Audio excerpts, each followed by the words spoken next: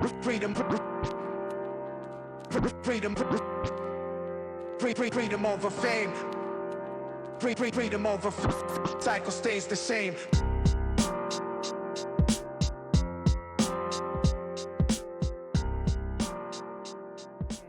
We are officially recording. I'm very excited about this. Mm-hmm. This has been many months coming. I'm like really jazzed, actually.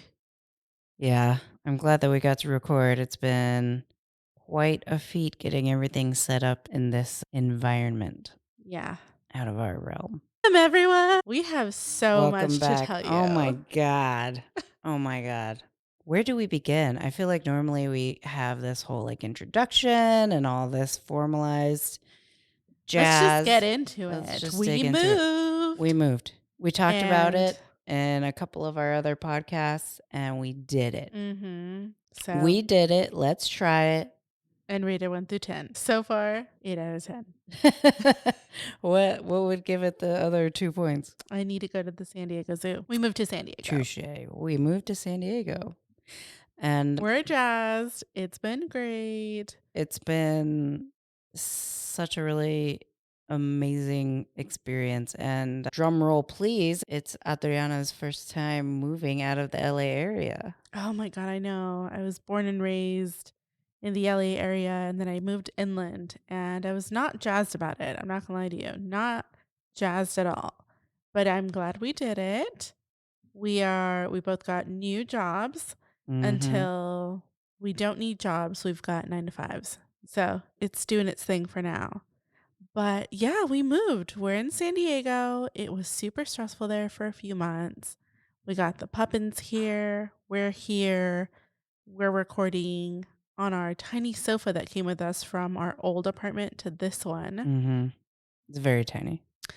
Let me just tell you, it's good for this. I'm actually really comfy cozy right now. Yeah, you've I've got blankets. I've got pillows. I've got my laptop. and that before we were recording, I don't know if this detail really matters to. Before we had the whole little studio, it was like a Desk it was like a situation. double desk, so we just sat and stared at each other. We had our little laptops. It was very nerdy. And as we move now, we're gonna try to have a more comfortable environment. The plan is to make a second podcast where We'll tell you about that later. we'll give you a little Let's be nuggets. consistent with this one first. Other than the move, we were Truly, it wasn't. it was the move. Anyway, many apologies for the gap. I think it was officially like a 3-month gap from our last episode. Yikes. Yeah. Normally if we missed it though. we I missed did, it. yeah. And we ended up reading in between then The Mhm. Giver, which fun fact is Adriana's favorite book. One of. I don't know if you know this because I usually take care of all the tech details, but we have within our profile on Buzzsprout Mhm. little icons, and I put basically the cover of The Giver as yours, Oh, cute. That's and cute. I believe mine is The Kite Runner. Oh, wow. That's a dark book. It is dark. I'm a little dark. Yeah, you are. So welcome to the Band Together podcast with Gina and Adri. We're going to be covering the book. If we hadn't made it clear, we're going to be covering the book The Giver by Lois Lowry. We have a lot to say about it. I have a lot to say about it. Let's just dive in. Okay. This was my first time reading this book. Really? Yeah. That's why I don't really usually say it's like my favorite book because it's great. I did get it for you for Christmas, like I the know. signed copy, because I know. you told me it was one of your favorites. It's one of my favorites, but it just feels I think it's one of my favorites because I read it pretty young and I remember being like mind blown. Mind blown. Yeah, because I was so young and it was like the first time I was being introduced to like concepts like individuality and what like a super controlling environment could do to you and emotions, lack of emotions. There's a lot of things that we're going to get into with it, but no, it really is. Tell me your perception of the book as a first time reader not in elementary school. Well, first of all, let me just say that we are going to talk. This book you cannot talk about without giving a lot of spoilers. Mhm. If anybody out there wants to read the book without getting some spoilers, we're going to pretty much ruin the ending of this book in this podcast. So put a pin in it, come back after you've read it if that's important to you. If you don't think that's a problem, let's dive in. So, my first take on this book was, and I think I told you while I was reading it, that it reminded me a whole lot of Pleasantville. Totally. Very much so, this utopian slash premise. And as you begin, you're going through this story with a boy named Jonas, and you're learning his environment in the beginning. And like you're picking apart the differences, and you're like, okay, there's something off about this world, right? Mhm. And I'm that, so glad we're finally talking about this, by the way. yeah, it's We been a read long this time. book like 2 months ago Yeah. to do this, and then we didn't record. So I'm really finally getting to talk to her about this. And we just didn't have the emotional capacity for it, what with moving being so stressful. But yeah, I think first of all, the way that aging is spoke about in the book, I believe they said that after age 12, they just stop Tracking their age. tracking so that's indication number one. I'm like, why would they do that? Why is that not important in this society?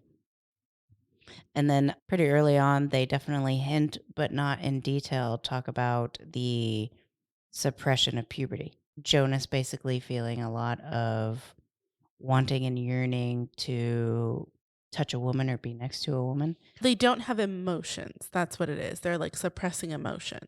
No, it's actually them suppressing their pubescent wants and needs. That's what the pill is for. Mhm. So, Yeah, but it like also, if you notice, the adults don't have like strong emotions one way or another either. mhm. But yeah, that's why they start taking the pill during puberty, Mhm. is so that they don't want to like basically bone each other. They're like assigned everything. They're assigned children, they're assigned spouses Yeah, they don't even get to procreate organically. because they So, don't have those needs. right. So, yeah, you have to suppress your emotions to some extent. Otherwise, you're like, why the fuck am I with this person that I was assigned to? Okay, so here's where I had this discussion with some friends of mine years ago. We were all just driving around being young, right, in our Mhm. 20s, and we just happened to stumble on this deep conversation, and we were just throwing out theories of, okay, what factor do you think would change the world in a good way? And my answer at the time was sex. And it's not, What do you mean? I'm like a huge fan of sex. I feel like everybody should be. I think it's healthy and emotional connection, and I encourage it, right? Mhm. But let's say we look at a world where sex is not a factor. Mhm. So I feel like you take sex out of the equation, are men and women really marginalized at that point in time? Do men seek women out to dominate them? Hmm. Do they sexualize us in a way that needs to be controlling? Are we suppressed? In a relationship dynamic where there's no sexual activity and they are putting people together very similarly, where it's just compatibility, does that make peace?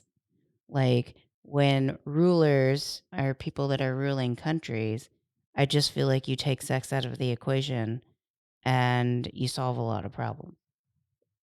Not anticipate this. It's just logic based. No, I get what you're saying. I just think you're opening up like a whole can of worms of, and I don't, we just saw that thing where it was like, if men could just keep it in their pants, there would be no sexually, STDs. yeah, sexually Yeah. transmitted infections or whatever. Just to clarify, she just found out that pretty much all STDs are due to STIs, I think. STIs, STDs, sorry. Either one are pretty much due to Dudes fucking animals. dudes, yeah, having sexual relations with the animal. Yeah, that really grosses me out and just baffles me. Yeah, you could argue that it would also, like, how many songs have been written about that? How much art has been made about it? Wars have been started over it. Like, That's my really? point. Like, That's my point. Now, and I'm not saying that there's and not. I'm not go ahead. Go Go. ahead. No, you go for it. I cut you off first. I guess I'm not saying that I would not want to see what the world would be, but also I feel like this is not a conversation I expected to have. Mm. I think if we were to take something so like desirable out of the equation, then what would be the purpose of living? And I think that's the essence of the book, right?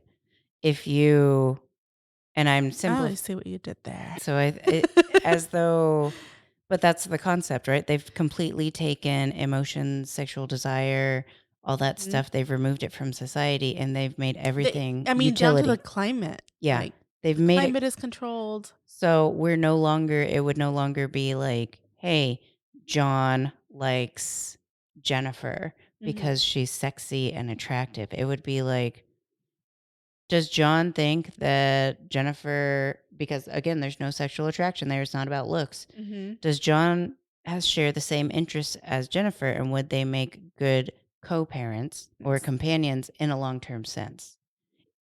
It is not something that I would want to actualize because I love emotion. I love sexual connection. I think it really is the definition of our humanity. Mhm. But we cannot ignore the fact that things like sex, things like deep emotion have been the cause of a lot of bad shit in the Right, world. but that is the human experience. It is completely, I think that you take that away and it's really just boring, right? I don't know that boring even begins to explain To it. scratch the surface. Right.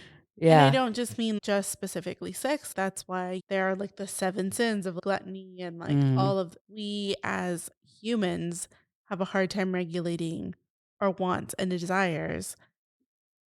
I hope this doesn't sound bad, Mhm. but I guess in the most straightforward, obvious, and like elementary kind of way, go, what if we took all of that away? Yes. And And I think that's why, because this book is meant to be like the age group is pretty young, mhm. because conceptually, how does this world exist? Or how does this area exist? Because he technically leaves it at the end, spoiler. And things in the sky that he didn't get to see before. He didn't get to see animals. He didn't know what a bird was, or there was no color. Color. Things like that, where I'm like, okay, conceptually, that this doesn't make sense, but it's a really fun introduction into critical thinking. And Mhm. I think that's why this book is so important to me. So I guess not to be like in any way demean the book because I don't want to, as everyone has already heard, this is one of my favorite books. But it is like a really fun, simplified version of what if, and it opens a big discussion of euthanasia, Mhm. about the what's it called? The atomic? Not atomic family.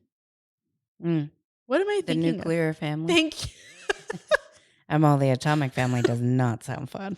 It's like, that's not right. The Mm. nuclear, it's like the concept of the nuclear family. Like to me, it just screams communism to a scientific level where Mhm. where they're taking your memories away, they're taking your emotions away. No one knows what war is. This really weirdly, perfectly terrifying Mhm. way to live, where one person just carries all of the pain and fear and memory and I think that's the darkest part of it. isn't it? Yeah, It's is that so creepy and so obvious and also so simple. mhm.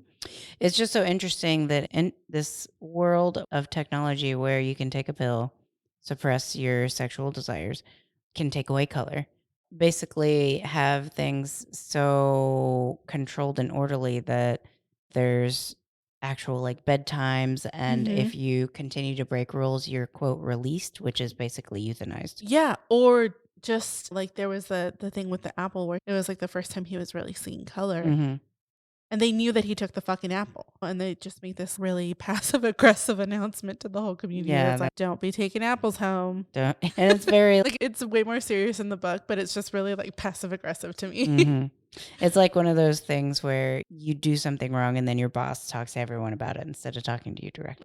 You've got this world where hopefully I'm utilizing the word the is it duplicity that I'm looking for? It's basically you've got this community that's completely at peace. There's no violence, there's no rape, There's no sodomy. There, people do not, men do not beat their wives. Women, nobody takes drugs. Children are not abused. There's not riots in the streets. It's pure peace. But then, to the same token, you cannot see color. You cannot fully express or feel all of your emotions. You don't get to feel bad things because bad Mhm. things give you complex thoughts, Mhm. and they give you this ripple effect where you could then infect somebody else to have like bad Mhm. experiences, bad thoughts, right? So you live this dull but orderly and safe life as a But also you don't know any better. you don't have the choice. Right, you don't get to choose. Yeah. And so I think this dark underbelly of this world is that they claim to be so peaceful, and it really does give like an air of caring, even though they don't really talk about love. Even at one point, he's going through the motions. Okay, let me back up. We find ourselves in the middle of this book where Jonas is taking us through his world. He takes an apple and he starts to see color, which is not normal. Everybody Mhm. sees black and white. Mhm. So he's just in and of himself just different from the get-go Mhm. because not everybody's able to see that. In this world, when you're of age 12, they decide what you're going to be for the rest of your life. Mhm. And it's like a nurturer. There's, like, several There's so options. many To, just like, a maintenance worker to, right, like or like an assistant athletic or, like like, kinda Handmaid's Tale-y. You also can be, like, a oh, child bearer, yeah, which you is we don't even talk about that. yeah, They and they don't even go into it. They really don't. It's very washed over, but obviously they the just conception of this is it's is terrifying. But they wrapped it up in the little candy shell by going, "Oh, that's, Tanya, always been lazy her whole life, so she's gonna be a birther." yeah, But after you give, I believe, like birth to 3, then children. you have to do hard labor for the rest of your life. Yeah. So very interesting. So that's part of this dark underbelly, right? Mhm. And Jonas, he and they have this big ceremony every year. All the kids of age 12 everybody's all excited. What am I going to be? Blah blah blah. And there's no, So like, question about what you're gonna be doing at what age. Like, the kids basically know that the, like, 8s do this, or they get, like, their bikes this year, or the, like, hmm 9s can do X, Y, and Z, and then at age 10, you can start volunteering here, or, like, at 12, you stop playing with your friends. They literally just don't make room for playtime. it just is the individuality is non-existent. Yeah. So even if you were to be If we haven't somebody nailed that home yet. right, if you were to excel in certain areas, maybe be a little bit faster or slower than others, the consequences would be one, you do not get to progress faster, and two, if you are slower, they would have picked you out long ago and you would have been euthanized. And they call it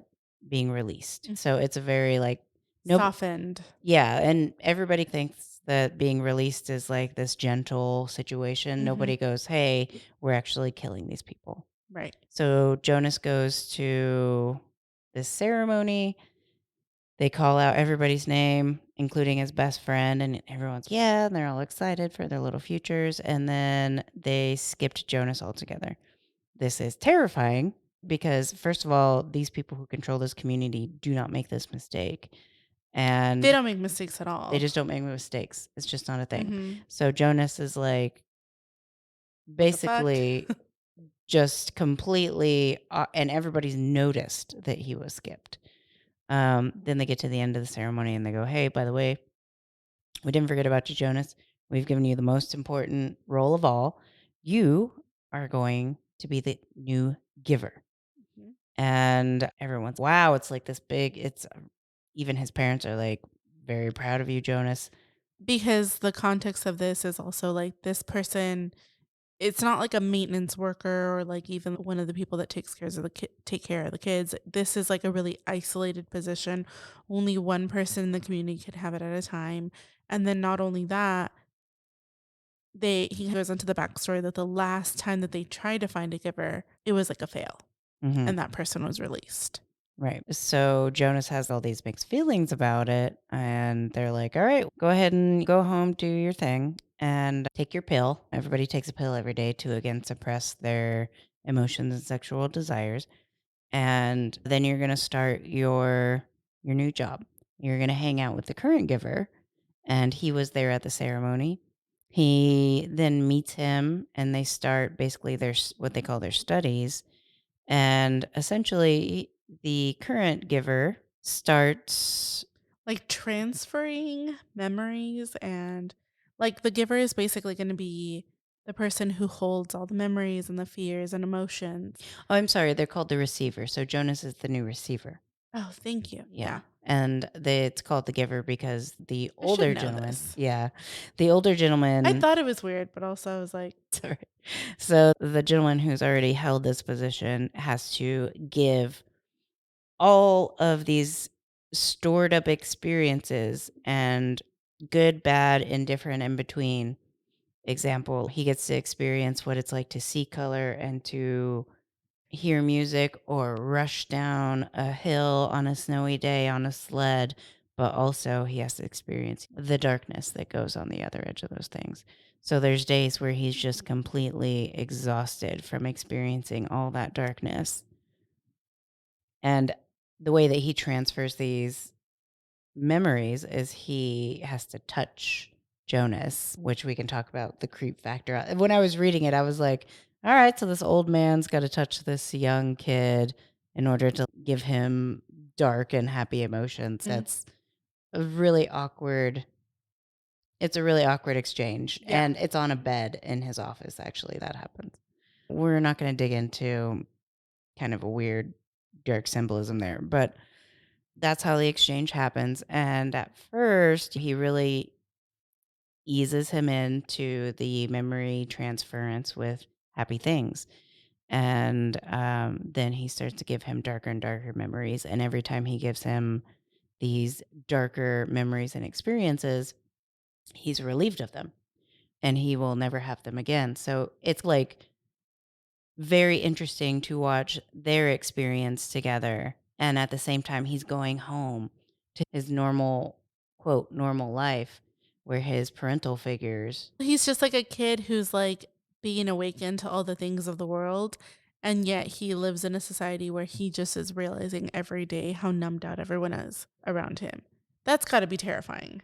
So he's experiencing in memory love and thoughts, feelings, and emotions. And then he's going home to parental figures. And he's got a sister and a little baby.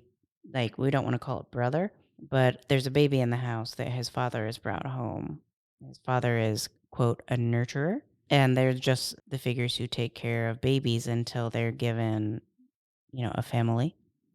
If there's a problem with the baby, then for the most part, they are released before they're even get a chance to go to parents. Because if that baby cries too much, is too much of a bother, anything like that, they will not give it to parents because that would cause this couple to have negative emotions and lack sleep and things like that. So everything has to be very uniformed.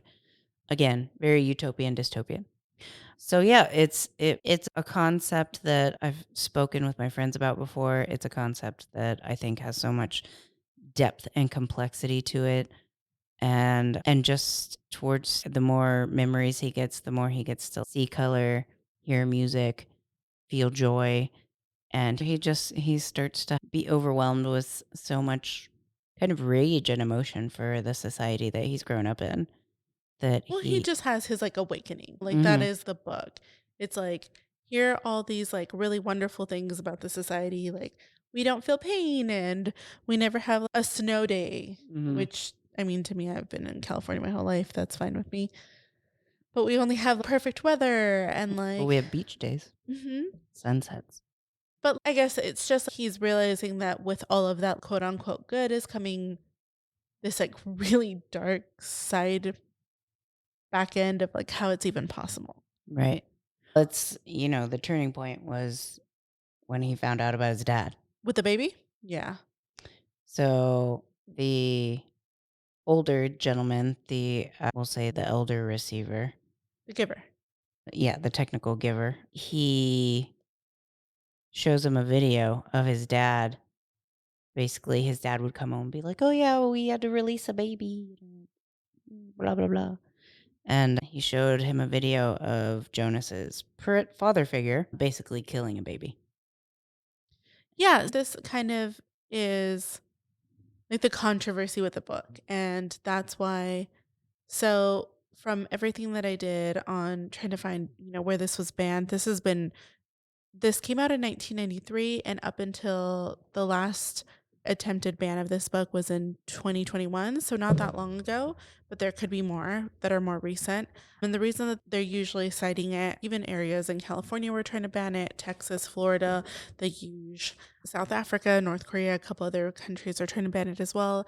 And they're citing the talk about sexuality, the speaking on euthanasia, killing of infants as well.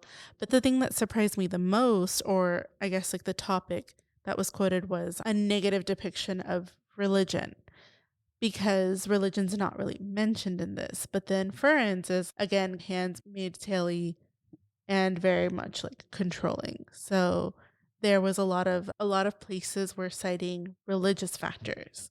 So that was super interesting to me for this book specifically, Mhm. because religion is not outright spoken about. And that's grounds for banning is Well, I think it's like, what's the saying where it's like you're telling on yourself. If you think that this is about religion and religion is not outright spoken about in the book, then you're saying that religion is controlling and dominating and like limiting of the human experience, right? so I don't know. who That's how I took it.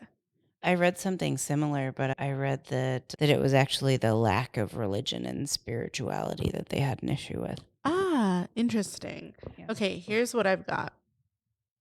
So I've got, in the United States, The Giver has faced bans and challenges in states like Texas, California, and Florida.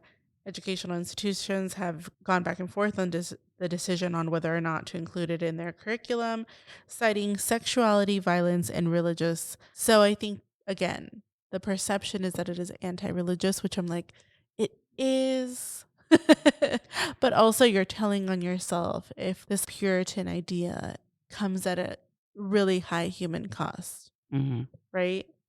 Also, I was wrong. There are some countries that I excluded when I was originally saying this, but Singapore and Iran have also tried to ban this book. Singapore. Mhm. Yeah, it's just such a tame book to ban, To me, honestly. it felt like it because I feel like it's super easy to read. It's like really simplified, like Hmm. for a lack of I don't mean that to sound insulting. It feels accessible for someone to understand what the concept is. So, that being said, I guess I didn't in the moment think about the fact that they're euthanizing people and killing people. And it doesn't feel violent because they're doing it so quote unquote off screen Well, they're doing it, some would say the term. What's the term when you like humanely? with They're, empathy. no, they're doing it humanely. Oh, Like it's called like a humane euthanasia. They basically yeah. just inject them. Yeah, there's this like facade of like kind of empathy in Hmm. like the whole approach, but really it's really dark and scary. Yeah. Yeah. It's very, I think one of the things that, oh, and by the way, it was fucking mind blowing. I guess we all saw it coming, but the receiver who had failed, the giver was telling Jonas Jonas. the story of he kept bringing her up because she was a little girl. He's yeah, I don't want to make the same mistake. The last receiver didn't make it. It was too much for her. I need to change the way that I'm doing this, etc. So you find out at the end of the book that was his fucking daughter, which Yeah. we all saw coming. There's a lot of mention of like crystal blue eyes, and Hmm. Jonas has them too. Right. And so we don't know if it's like their birth mother was the same Hmm. or, like But kind of. basically, it's like these physical attributes most people do not have, like bright eyes. Mhm. It's very uniform. So it's just, again, indicative of kind of the difference out the gate. But yeah, her name was Rosemary, and she actually chose, knowing that when you're released, it is a death sentence. Yeah. She chose to be released as opposed to being the giver because it was just so overwhelming for her. The experience was too much.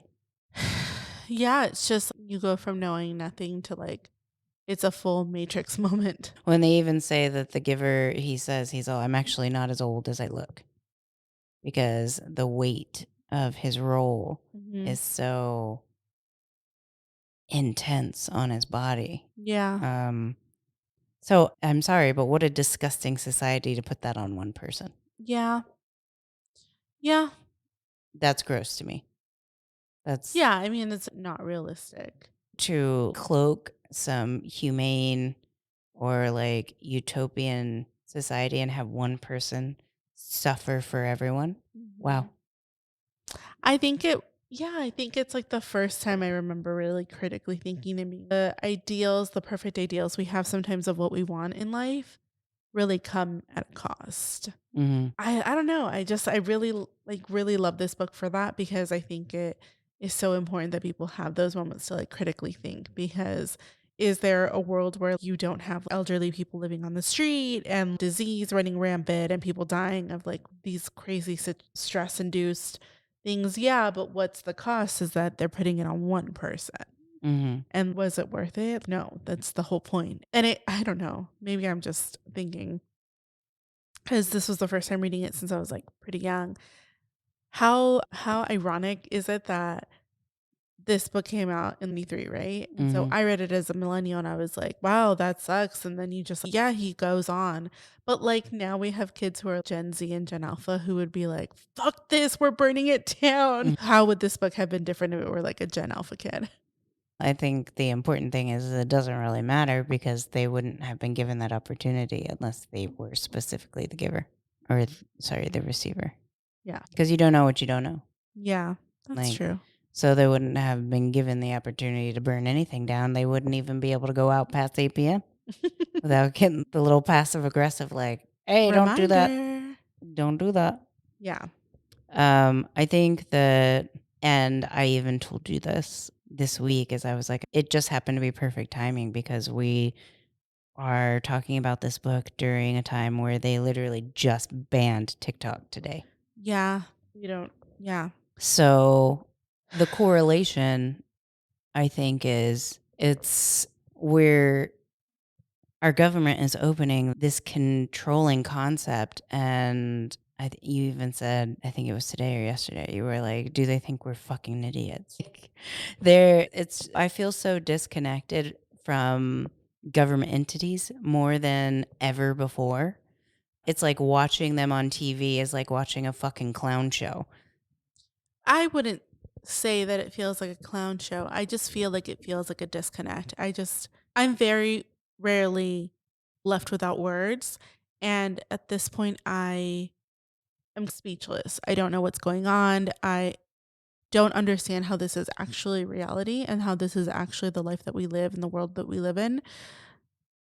Everything feels backwards. Like we've been speaking, you guys, obviously, if you're listening and you've gotten this far, you know that we're pretty political and have our pretty strong beliefs about things. But to ban TikTok, to me, it's not the fact that it's an app and it's not that it's like a fun little place to scroll, but it's literally the most grassroots app under the veil of privacy, data security, and all kinds of shit that they're not implying on like they're not putting onto like Meta or X or whatever else other software is out there. It just feels so clumsily done and yet they're like pushing forward to the point where I'm like they literally think we're fucking stupid and we don't see what's happening. Because I'm coming to a realization as someone who was born in America, raised in America, and really believed the American dream because my parents were immigrants. And I was told and believed from day one, this is the best country in the world. And I'm going somewhere with this, I promise. This is the best country in the world. We're like the bigger, better, stronger. We've always been on the right side of history. To like have that shattered starting, I don't know, like 4, 5, 6 years ago. Really before that, but like 2020 happening and TikTok coming on the scene at the same time, I only had a filter of the information I had learned in college and to some extent being up in the news and being aware of what was happening, but not having a grassroots, really just being able to find information, find people, get resources at the at the height of 2020, I felt like I was learning more than I had learned through college. Mhm. Like, I read new books, I was given suggestions on American literature or just like, the history of America that I didn't even understand.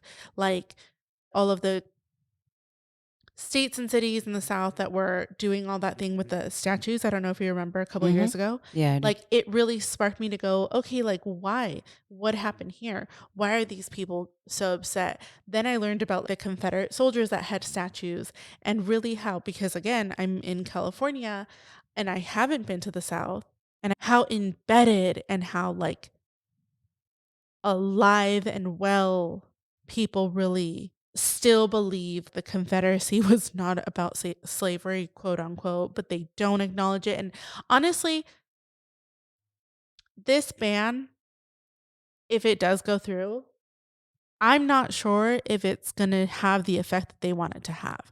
I think, if anything, it's going to be the opposite, and people are going to be so pissed, and it's going to unite us more. There's got to be something's about, correct me if I'm wrong, I feel like we're on the precipice of a full-on revolution. We have, I think it's 170 million people now, just like on this app alone, right? And just for the people who maybe are not all the way caught up to speed, our fucking government can't make a decision on anything that we want them to when we want them to. They're giving our money away to wars that we do not support as a whole. They're giving our money away to budget and support policies that we, again, do not support as a whole. And on top of all that, just a little sprinkle, when we watch the president address anyone in any government building, we're sitting there watching one fucking old ass dude talk to a lot of other old ass men and women. Not a brown hair in the bunch, right? Just gray hair all across both sides of the aisle.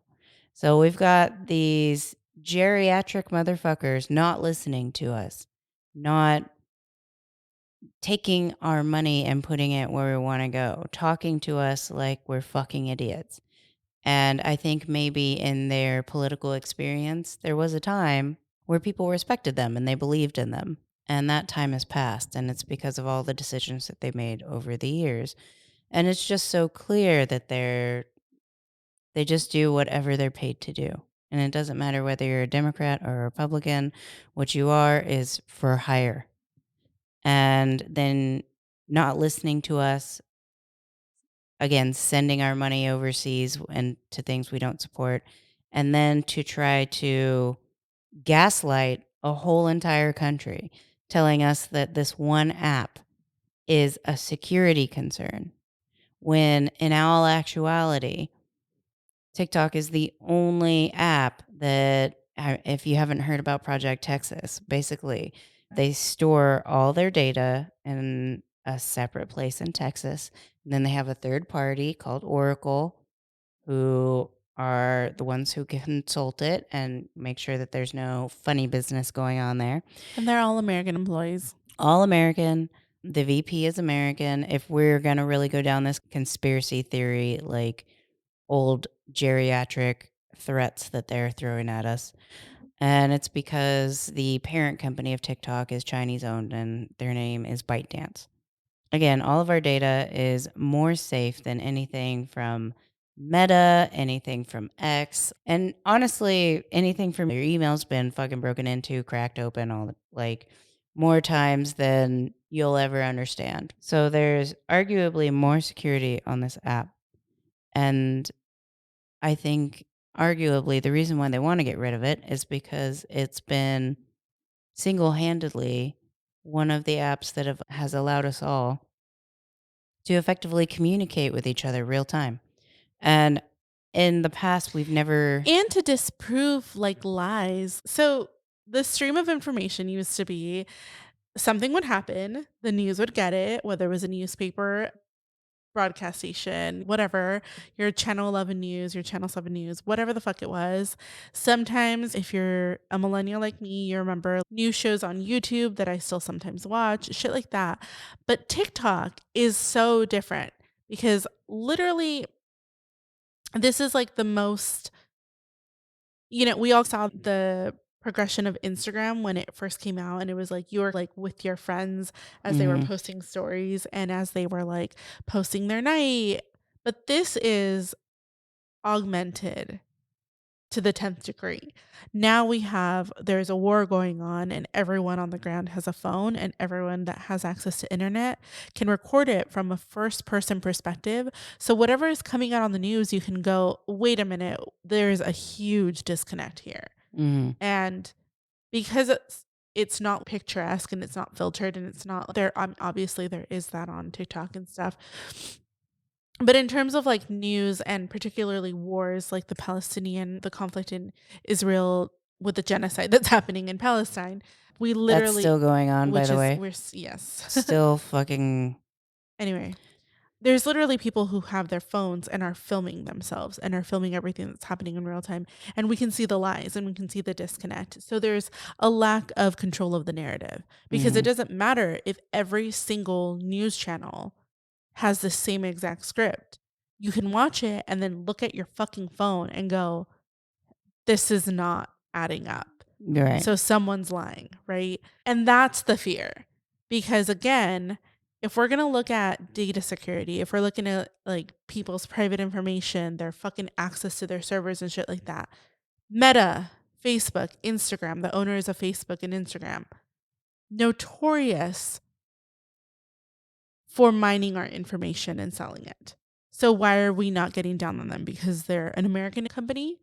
But fuck us in America who just because we live here and just because they're owned by an American company, we don't have to be worried about that. It's the same shit as our fucking food. Like just because we live here, we have to eat the shit ass food that we have here and we can't go and get actual organic food that doesn't have shit in it like you can in other countries, but we've been sold the idea that organic in the US is the best possible option that we can eat.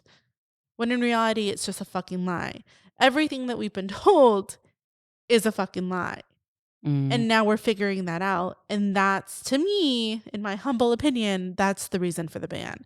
They can say whatever they want to say, that is their reasoning for it. But ultimately, we're seeing like the veil get lifted on not just politics, not just food, not just education, not just literally everything. Break it down as simple as like men and women fucking dating. Mhm. Suddenly, all the girlies are connecting on TikTok going, hey, you too have dated a fucking dick ass douchebag who treated you like this and this. Like, you don't have to take that. And here's what I've done. And here's how I'm living my life. And it's just a girl living her life. And people are like, I could do that. I Mhm. could do that. I agree. It's definitely it's just showing us all that we are not alone, that we are not crazy, and that we can real time talk to each other and connect and make change. If were to start something on TikTok, we can and have made a difference. Mhm. And we don't even take this. We The don't. Kellogg's, the Yeah. boycotts, Starbucks. Look at how powerful it was. And it was all organized through Hmm. apps like TikTok. Yeah, and it really does connect with the book in that way. It's they are trying to take away our freedom of speech. It's literally they're trying to take away our First Amendment. You've got fucking conservatives and Democrats running around. We've got Democrats talking about our body, our choice. We've got Republicans talking about the right to bear arms. But they all can agree on one fucking thing, and that one fucking thing is TikTok. Are you fucking joking me? When every poll has said that the majority of Americans are against the ban, and yet they do it. The Every poll shows that the majority of Americans are against sending money to Israel. But fuck us, they can't pass that. They can't figure that shit out. They can't stop it. It's like everything that actually fucking matters to us, somehow, it doesn't matter. The will of the people does not exist anymore. Mm-hmm.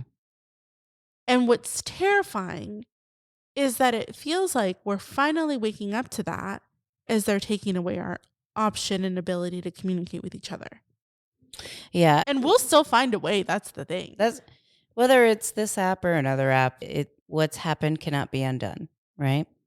But the point is that this should not be happening. And let me not, this is a serious issue, but let's break it down on what's going to happen next. So they passed this legislation today. President Biden has said all along that if it hits his desk, he's going to sign it immediately, right? So after this gets signed today, that's going to pretty much ignite a slew of lawsuits, which is the reason why it couldn't get banned in Montana. Is because as soon as it starts happening, people start going, whoa, free speech, right? Yeah. This has passed, but let's not fearmonger and let's make sure that we understand that there is going to be pushback, okay? That doesn't mean that we're not taking this seriously because, again, just like the book, it is so easy for things to just snowball with things like this. If they can take away TikTok for bullshit, like a Chinese owned parent company with no validity and actual facts, figures, control, firewalls, things like that. And they've actually offered to have the US government be a part of. They've been so cooperative. They've been so, okay, this makes you uncomfortable. You guys can be involved in this so that you know that nothing bad is going on. And that's how it's bullshit. Because what they really just don't want is us to communicate. And that is a huge red flag. It's not about TikTok as an app itself. It's not about the app. It's about what they're trying to stop. Because if they can do this, it's just one little precedent into a much larger version of control, right? If they figure out that they can do this, they will do more. They're already trying to pass legislation saying that anytime that we say anything like, okay, we don't support Israel, it's Anti-Semitic. It's anti-Semitic. I'm like, I'm so sorry that blowing up babies translate. I'm so sorry that me saying that I'm tired of seeing, what is it? Tens of thousands of people die. People who are not actually fighting the war. They're literally just walking around. I'm so sorry that seeing aid workers and children and moms and dads and people literally running away from the fire, like airstrikes. I'm sorry that saying that's wrong. Let's not even make it about Israel and Palestine. It's fucking wrong, and they're going to say that's anti-Semitic speech. Yeah, like conceptually, let's take Israel and Palestine out of it. Can we look at a situation and go, hey, if somebody's running away, if a child or an aid worker is running away from a situation and they get blown up or shot in the back it's or wrong. starved to death, Maybe don't do that. maybe that's a wrong situation. But because we throw the word Israel in there, now it's anti-Semitic. How dare you? Right? So we're in a time right now where the concepts of the book of the giver of this book is so relevant. We haven't even talked about this whole Diddy drama that went down, right? Yeah, I don't think we're going to get into the Diddy drama today, are we? Yeah, because it all connects. Does it? Yeah, we're sitting in a situation where we've got a book that's talking about utopia, dystopia, control, and basically the perception of a society that is happy and working. And then you have a translation over into America right now where we've had all of these institutions that one right now, the government, I think, is coming very close to trying to implement some of the policies and procedures that are present in the book, The Giver. And the trust of our government is at an all-time low. It's crumbling, right? Yeah. So revolution's going to happen there at some point in some way, shape, or form. I think it's going to be monetary.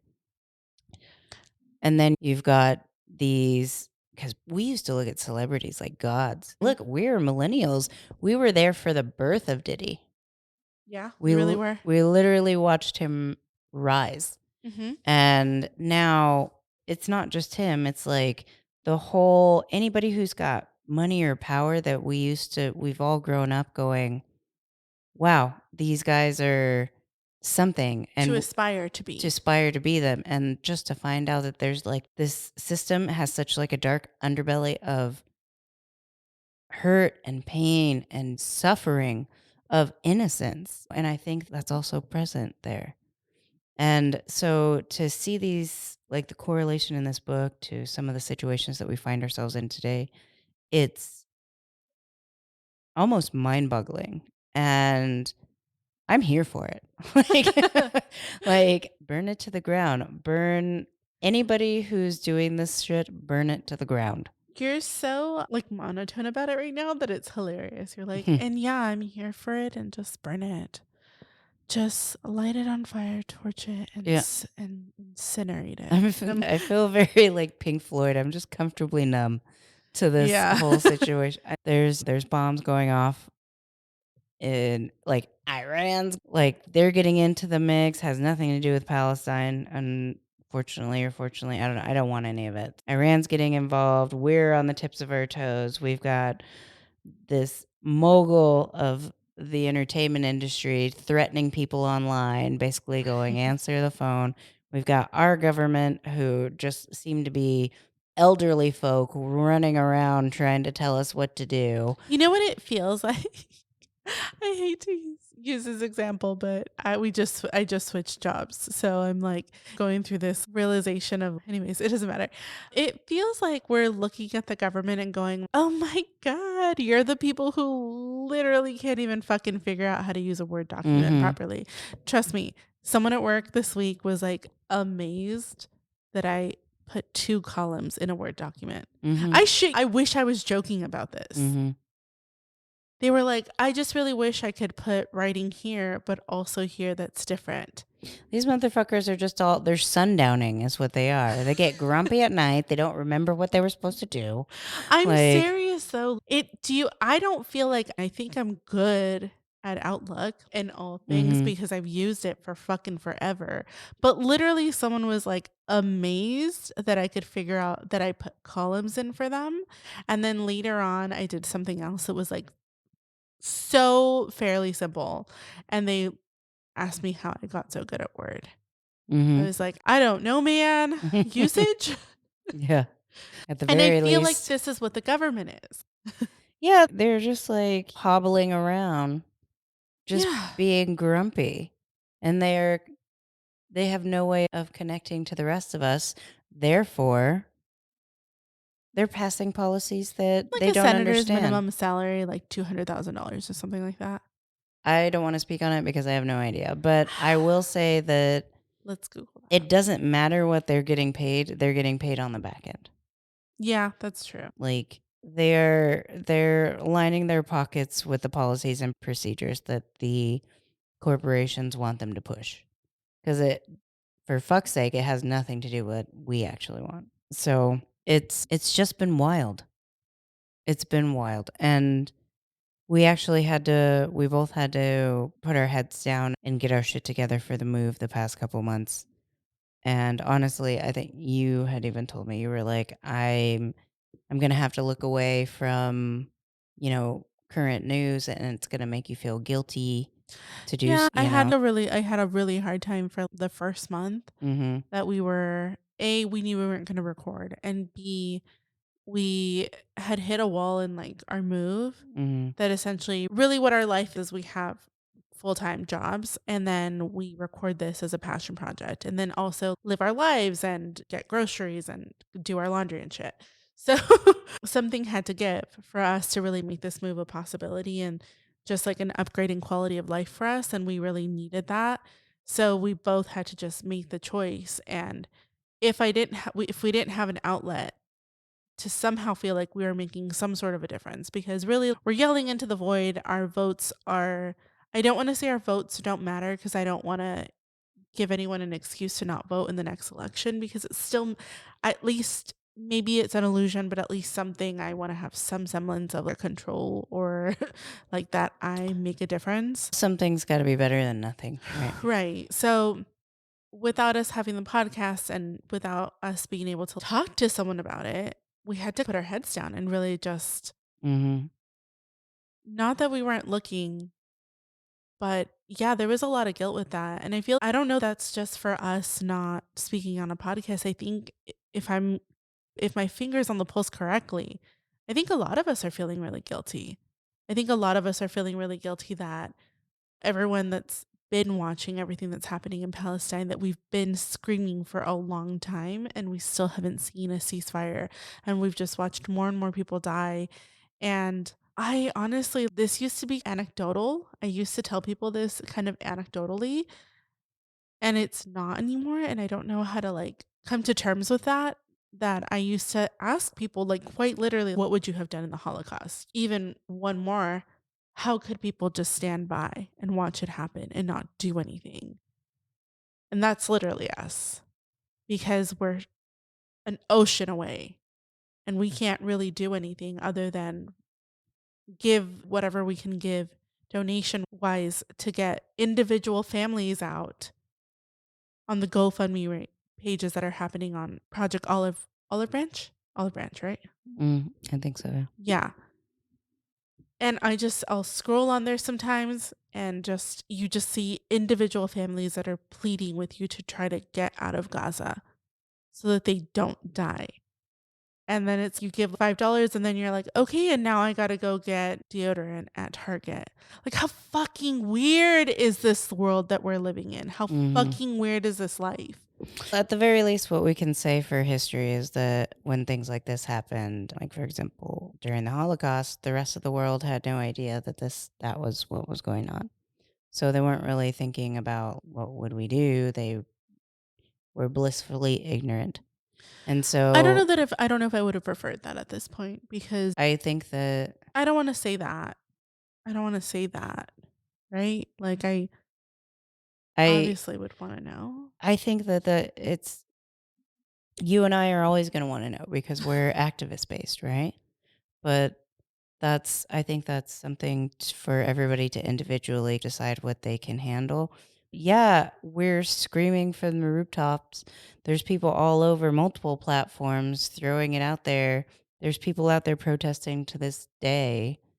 Just people Um, who have set themselves on fire and it hasn't made a difference. so I think that in combination with, again, we've got Palestine, we've got like people who we used to look up to that are crumbling down to the ground, finding out that they're just demonic. Trash. They're just doing demonic acts to the most vulnerable people in the industry. And they've gotten away with it for so long. And then we've got our government who's not listening to us at all. It's exhausting and it makes you feel powerless. But this is our way of trying to do the best that we can to contribute to those causes. This is one of our ways. We do get out there and protest. We are on the ground. We are doing what we can to spread the information that we deem trustworthy. This is our contribution. And I'm not saying that everybody has to start a podcast, but if all you can do is give $5 that week, then I'm proud of you. If you go to a protest, I'm proud of you. If you vote, I'm proud of you. If you are raising kids and you're raising them to have critical thinking skills and strong ideals, I'm proud of you. Pick the area in your life that you can make that difference. And I'm proud of you. Sometimes everyone's got to take a mental health break, and I'm still proud of you. But whenever you can, pick your lane, pick your cause, and try to make this world a better place. That's all of our jobs, in whatever capacity that is. So I think that being said, if everybody else is feeling as powerless as we have felt, everything helps.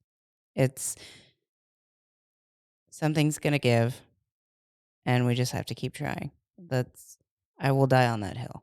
I would rather try until my last breath than stick my head in the sand and just pretend like nothing's going on. And like I said, it doesn't have to be a big try, it can be a little try. Yeah. Again, whatever you're doing out there, I'm proud of you. Don't let it overwhelm you. I needed to hear that too. I do, because sometimes it just feels like it doesn't matter It does feel like that sometimes. We all have those most of days. the time. Yeah. Because we're not the people making the choices, right? Yeah. We're the people screaming at the people making the choices. Yeah. I feel like it's like a large scale gaslighting is happening. Mm. I think that kind of wraps up today, huh? Yeah. This was a heavier episode. I know we've done lighter and more bubbly ones. But honestly, there's a lot going on, and we wanted to talk about it. So Came back with a vengeance. we came back with a lot, But we're back. but we're back. And again, we're sorry for the minor hiatus. Thank you for sticking with us. And guys, no matter who you are, no matter where you are, just remember we love you. We love you. You matter. You make a difference. Bye, guys. And that brings us to the end of another episode. If you found this discussion insightful and thought-provoking, don't forget to show your support. You can find all the links and references mentioned in today's episode in the description down below. Whether you're looking for articles, books, or additional resources to explore, we've got you covered. And if you haven't already, make sure that you hit that subscribe button so that you never miss an episode. Your support means the world to us. It's the best way to stay connected and engaged. It gets our books out there into the places where maybe they might not be reachable because they are banned. And if you're really passionate about what we're doing and you want to take your support to the next level, please consider becoming a patron on our Patreon page. You'll be gaining access to exclusive bonus content, which I don't post to the regular platforms. And you'll even have the opportunity to vote for the next book that we read and suggestions for topics and future episodes. Thanks again for tuning into the Band Together podcast. You can follow us on TikTok. Your feedback and involvement make this podcast possible. So keep reading between the lines. Thanks, guys. Thanks a lot.